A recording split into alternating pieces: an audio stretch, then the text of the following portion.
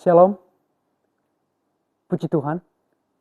Semoga kita dalam keadaan sehat walafiat, diberkati oleh Tuhan, baik dalam kesehatan, kekuatan, dalam menjalani kehidupan kita setiap hari. Senang sekali pada hari ini, kembali saya menyampaikan firman Tuhan bagi kita. Sebagai teks khotbah bagi saya untuk menyampaikan firman Tuhan saat ini, saya mengajak kita untuk turut bersama di dalam kitab 1 Korintus pasal 16 ayat 13 dan ayat 14. Di situ dikatakan oleh penulis kitab 1 Korintus, "Berjaga-jagalah, berdirilah dengan teguh dalam iman, bersikaplah sebagai laki-laki dan tetap kuat, lakukanlah segala pekerjaanmu dalam kasih." Dari teks ini, maka saya akan berbicara tentang 5 tugas besar orang Kristen. Saudara-saudari, saat kita menjadi orang Kristen, bukan hanya menjadi orang Kristen saja, tetapi ada hal-hal yang harus kita kerjakan untuk Tuhan, di mana kita mulai belajar melayani Tuhan.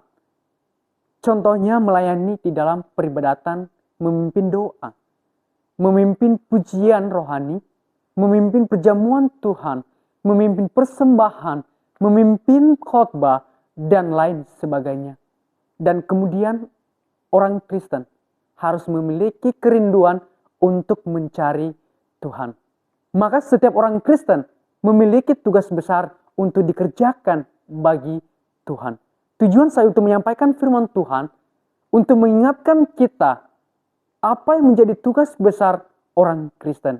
Lantas yang menjadi pertanyaannya bagi kita, apakah 5 tugas besar orang Kristen ini? Yang pertama adalah berjaga-jagalah. Dalam 1 Korintus pasal 16 ayat 13, di situ dikatakan oleh Rasul Paulus, berjaga-jagalah. Mengapa kita harus berjaga-jaga? Dalam Wahyu pasal 2 ayat 10 di situ dikatakan, hendaklah engkau setia sampai mati. Jadi kita harus berjaga-jaga supaya kita setia sampai mati. Kita melihat contoh dalam Markus pasal 13 ayat 35 sampai dengan ayat yang ke-37, di mana orang Kristen harus berjaga-jaga atas kedatangan Tuhan kita Yesus Kristus. Di samping itu juga kita harus berjaga-jaga atas guru-guru palsu, pengajar-pengajar palsu. Di dalam 2 Timotius pasal 2 ayat 14 sampai dengan ayat yang 18, dan kemudian dalam 1 Yohanes pasal 4 ayat 1, di mana orang Kristen itu harus berjaga-jaga atas guru-guru palsu. Mengapa? Supaya iman kita tidak dirusak. Kemudian supaya kita tidak memutar balikan kebenaran. Kemudian tugas besar yang kedua yang dimiliki oleh orang Kristen itu adalah berdiri teguh di dalam iman. Mengapa kita harus berdiri teguh dalam iman?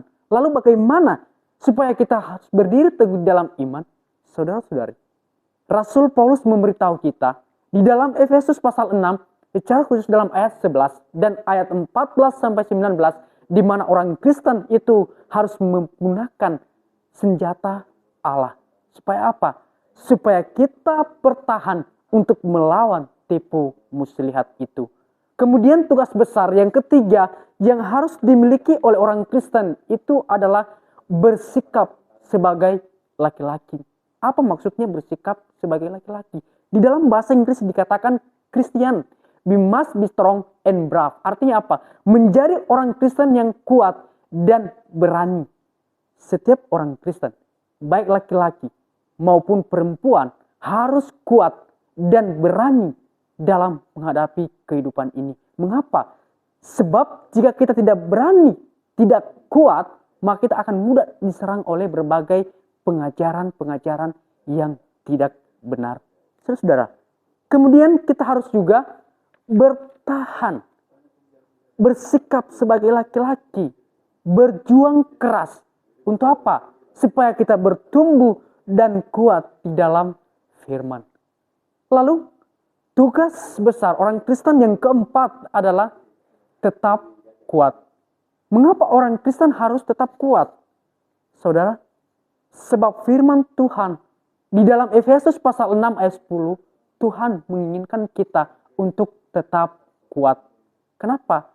Kalau kita tidak kuat, maka kita tidak akan mampu melewati berbagai pengajaran-pengajaran yang tentunya itu bertentangan dengan apa yang dikatakan oleh Alkitab itu sendiri. Saudara, lalu bagaimana saya dan saudara-saudara sekalian supaya kita tetap kuat di dalam Yosua pasal 1 ayat 6 sampai 8, di mana orang Kristen itu supaya tetap kuat, kita harus berhati-hati dan bertindak hati-hati. Supaya apa? Supaya kita menjadi kuat dalam melakukan segala hal. Lalu tugas besar yang kelima yang dimiliki oleh orang Kristen adalah lakukanlah pekerjaanmu dalam kasih. Bagaimana orang Kristen harus melakukan pekerjaan itu di dalam kasih? Dalam Filipi pasal 2 ayat 14 di situ dikatakan, lakukanlah segala sesuatu itu dengan tidak bersungut-sungut. Maksudnya apa? Apa maksudnya tidak bersungut-sungut? Maksudnya adalah jangan kita menyerah atas pekerjaan yang kita lakukan. Kita bisa mengambil contoh orang Israel, di mana mereka bersungut-sungut melakukan pekerjaan, bersungut-sungut untuk mengikuti Tuhan, sehingga apa yang terjadi? Sehingga mereka dihukum oleh Tuhan sendiri. Sikap bersungut-sungut Tuhan tidak menyukai. Orang yang tidak bersungut-sungut artinya apa? Orang yang bersyukur atas segala sesuatu yang Tuhan berikan di dalam kehidupannya untuk ia kerjakan. Karena itu apa? Karena itu merupakan tugas besar yang dimiliki oleh orang Kristen.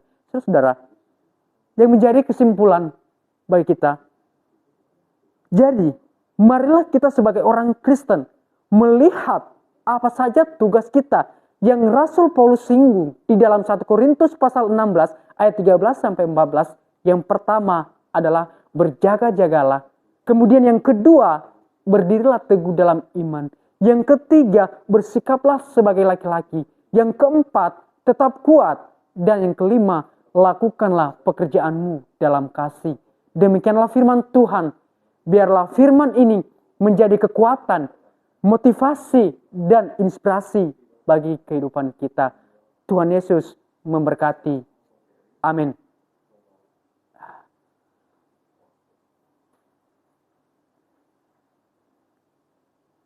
7